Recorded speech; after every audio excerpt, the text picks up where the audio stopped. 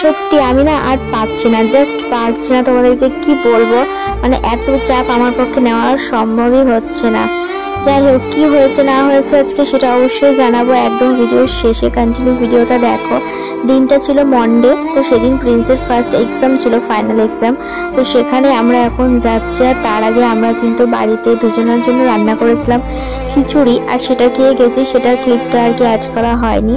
তারপরে দেখো এক্সামের দিন না আমরা ওখানেই থাকি, মানে সব গার্জিয়ানরাই, দিন একসাথে বাড়ি আসি। আর বাড়ি আসার পর মোটামুটি 1:30টার সময় আমি রান্না বসিয়েছিলাম আবারও টেডি বিয়ারের জন্য, যেহেতু মন্ডে ছিল তাই টেডি বিয়ার কিন্তু সেদিনকে খায় রুটি, আর সেই জন্য আমি সোয়াবিনের তরকারি, রুটি আর সঙ্গে করেছিলাম সামাই।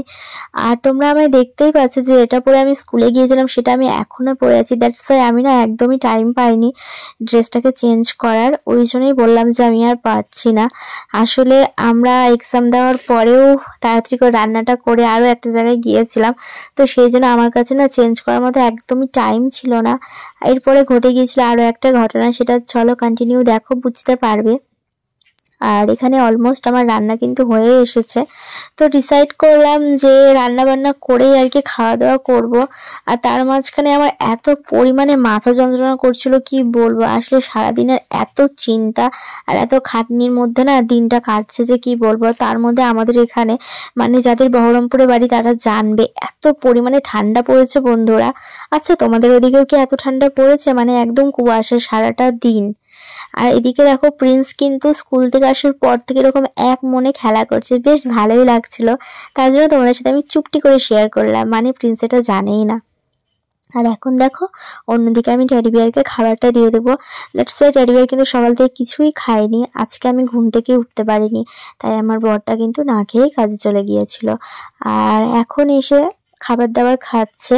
এখানে একটা মজার ব্যাপার হয়েছিল কি জানো, আমরা যখন খাচ্ছিলাম টেডি বিয়ার হেয়ার স্টাইল করছিল, মানে হেয়ার স্টাইলটা ঠিক করছিল, বলে কি আমার দেখতে ভালো লাগবে।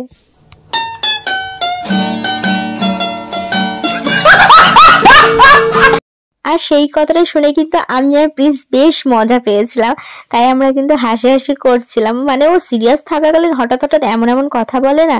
যাই হোক, খাওয়া দাওয়া কিন্তু কমপ্লিট। এত শীতে আমরা আগের থেকে রাত্রের খাবারটা কমপ্লিট করে নিয়েছিলাম। তারপর প্রিন্স করছিল পড়াশোনার, ওই যে বললাম আমার মাথা যন্ত্রণা করছে, সেটা কিন্তু এখনো কমেনি।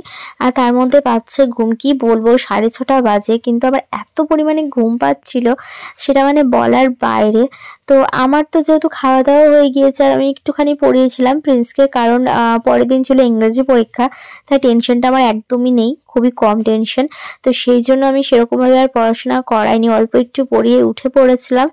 আর তারপরে দেখো আমি এখন ঘুমিয়ে যাব, আর প্রিন্স আর টেডি বিয়ার এখন জেগে থাকবে। ওরা ওদের কী সব কাণ্ড কারখানা করবে আমি কিছুই জানি না বন্ধুরা। তো এই ছিল আজকের সমস্ত দিনকার আর কি কাজকর্ম। তোমাদের কেমন লাগলো অবশ্যই জানাবে। আর তোমাদের যার যেখানে বাড়ি সেখানে কি আদৌ শীত পড়েছে একটু কমেন্ট করো তো। চলো আজকের মতো টাটা।